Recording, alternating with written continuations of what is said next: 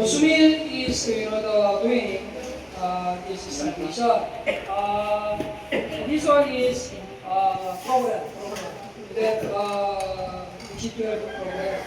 And then after service like that. And then but we do swim today is a salvation. A new life with Christ Jesus will begin. Congratulate you on the wonderful relationship begun with Christ Jesus. Your acceptance of Jesus as Lord, Savior is the only way to our life, who is the only solution to our lives. Sungin, Lord, please have grace of sungin of children to us and be one Christ, then to make our disciple. In Jesus' name, in the life, our comes to Father, is to walk Jesus. He is the only way for us to discover the true and correct way to resolve the problem, chaotic, and wrong lives caused by sin and ignorance of God. Of the blood and love of Christ, we are forgiven of our sin and saved from the chains of curses, sickness, and we live freely according to the right path and purpose of God for our lives. We have a new beginning, a new life, and a new home because of God's goodness and His love that we cannot do in our own strength. For this is my blood and of the covenant, which is poured out for many for the forgiveness of the sins. Matthew 26:58. The series we will study will truly help us to grow and know God. This is the beginning of a life with a true relationship with Christ. Salvation is the good news that God has given to mankind. It is the greatest expression of His love for each one of us.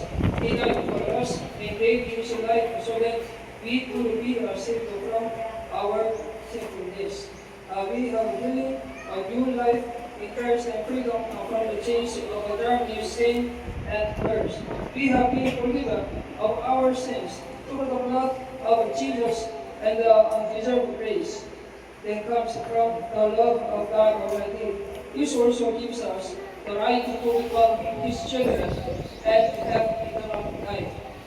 John 3:16, it says, For God so loved the world that He gave His only Son, and that whoever believes in Him should not perish but have eternal life.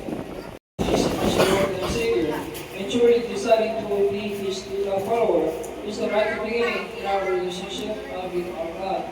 Our relationship with the true God also saves us from the wrong life where we must experience the punishment for our sins. Romans 6:23. Through the blood and the love of Christ, we are forgiven and saved. We congratulate you on new life chosen with Christ Jesus, who will never leave you nor forsake you. You can count on Him to be with you and seizing Him every day. The love and guidance written in the Bible are only sufficient for our righteous life with Christ, understanding the way to our salvation. Jesus said to him, "I'm the way, the truth, and the life. No one comes to the Father except through me." John 14:6. God allows us, our salvation is the result of God's love for all of us. 3:16 says, He redeemed us from our sin. God is the one who made a way for our sins to be paid for. For the wages of sin is death, but the free gift of God is eternal life in Christ Jesus our Lord. Romans 6:23. Jesus is our Savior. Only in Jesus can salvation be found. Ephesians 2:8. For all have sinned and fall short of the glory of God. Romans 3:23. because of God's great love, He gave His beloved Son, Christ Jesus, to die on the cross so that we could be saved from sin, death, and destruction. This is a gift from God, very we received through our faith in acceptance of Jesus as Lord and Savior. But to all who received Him, to those who believe in His name, He gave the right to become children of God. John 1:12. When you see children, we try to see a children. When you see the Bible, the first son should have to be free. Be free. Not only in the word of God, also need to be coming up. The power of God that should have been coming up. Many preachers in the world, they know only Jesus. Then the power of God is not coming out. Because they don't pray, they don't they don't sense that they don't pray. Number one is they don't pray. They don't put hold of the word of God, and then they don't pray. And then they don't try to be in their level like that. And then the person, I want to introduce the person who is not good example. Then this one also pastor in Korea. But you know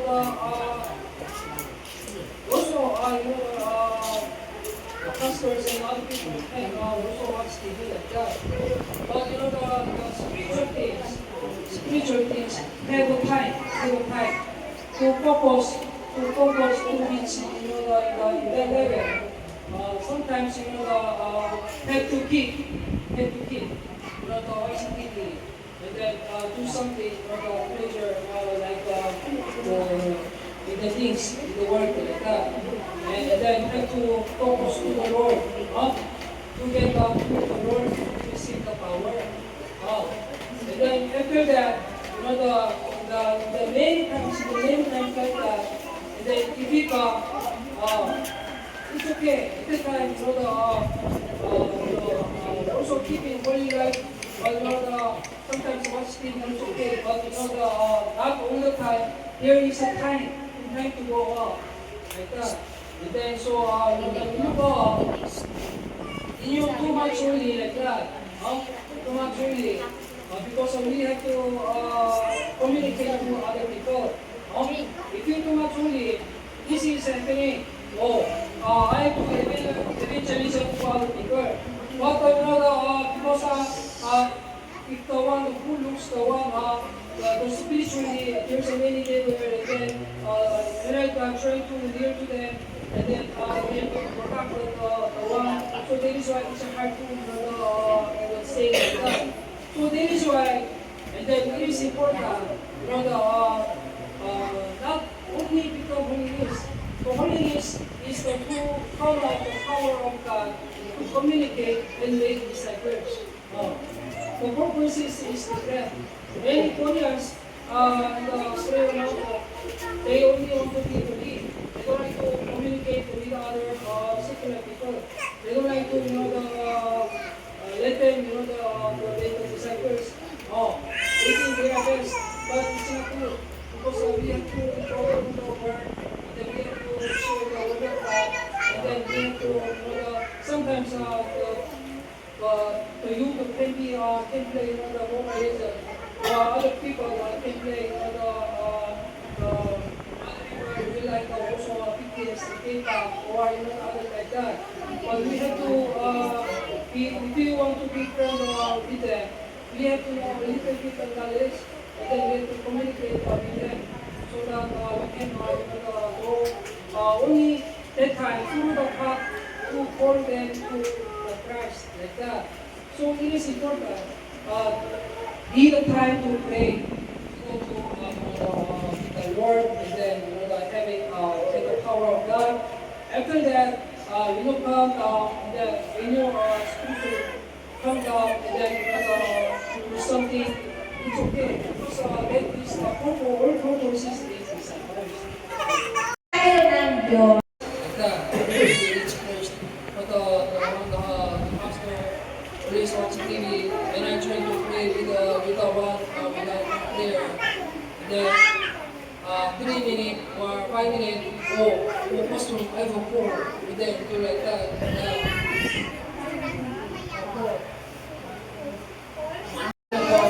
And then I have to concentrate prayer, but I have to, the message is coming, wait. Thinking, yeah, here is the pastor, yeah. And then how can meet the Lord like that? And the one, start to pray and to read the Bible like that, they will turn off everything. They to focus. If you meet the Lord, if you have a connection with them like that, it's okay, do like that. But before, the meeting like that, have to concentrate first. It is to go over. It needs to the pain and then pass through the cross like that. But the one is like hard to do. But I want this discipleship. Many of us pass this cross like that. So that we will have no problem. Mistakes. And then there is some statement Christ as your Lord and Savior. I'm going to be on your mistakes out. Are you accept Christ as your Lord and Savior? You said to be a follower of Christ. Lord, thank you for your gift of salvation. I confess that I am a sinner and in need of a Savior. I believe that I have been redeemed by the power of the blood of Christ. I accept Jesus as my Lord and Savior. Please forgive me and I surrender my life to you in Jesus' mighty name. Amen.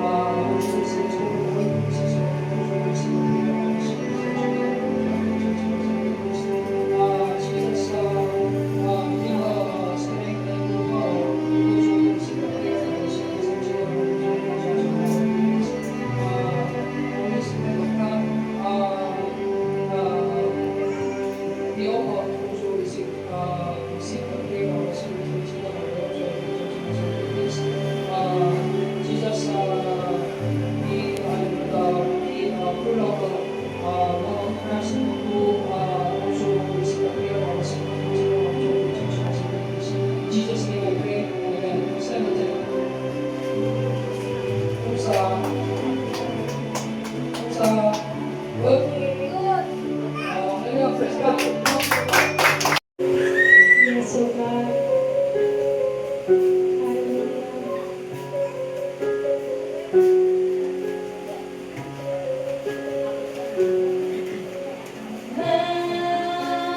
Mahal kita, sinasamba, sinasamba kita sa aking buhay.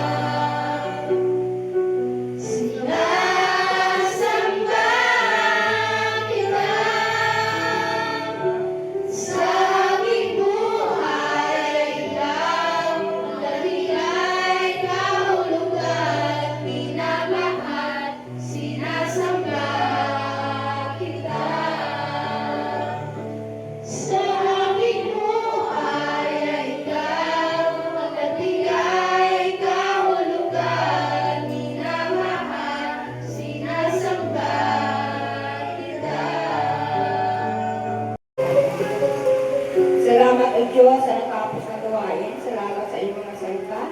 Salamat, Lord, sa iyong anak na ginagamit ng Panginoon at patuloy mo sa Panginoon at ang palay. Maging Panginoon, ang nakarinig ng mga salita, Panginoon, ito, O Diyos, may paninangalalim, may sagawa, may pabuhay, Panginoon, kung paano ka magsalita, Panginoon, sa aming mga puso. Ito, O Diyos, ay pinapili, Panginoon, habang kami namubuhay dito sa lupa, Panginoon. Dalangin po namin, O Diyos, ang iyong laging gabay sa amin, yung pag-iingat, yung pagpala, ilayo sa anumang mga pagsubok, mga tukso, mga sinigkaramdaman. Ikaw ang Diyos na aming asahan, mayaman sa lahat. Kaya lang po namin, Lord, na wala ipasindi sa iyong lang, Panginoon. Kaya salamat sa natapos na gawain, salamat din sa bawat isang narito, Panginoon, na makinig ng mga salita. At salamat, O Diyos, sa mga salita mo, Panginoon, na hinayag. Dito, O Diyos, ay hindi namin makalimutan, Panginoon, O Lord, ay patuloy po namin ang gusto itong buhay. Salamat, Lord. Magandang tanghali, Panginoon, kaya sa aming pagtapos, Panginoon, dalangin po ang iyong gabay sa bawat isa.